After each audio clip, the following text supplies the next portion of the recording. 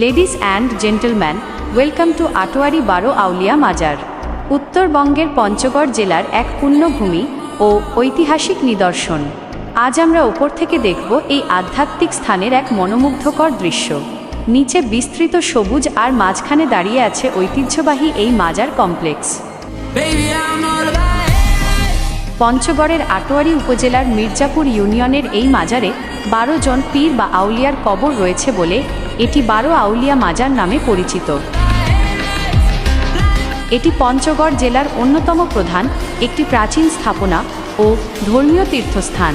স্থাপত্যশৈলী, মাজার চত্বরের সাজানো গোছানো পরিবেশ এবং এর আধ্যাত্মিক আবহ ড্রোন ভিডিওতে দেখার মতো লাগে। এটি কেবল মুসলিমদের জন্য নয়, বরং সব ধর্মের মানুষের কাছেই একটি পরিচিত পর্যটন স্থান।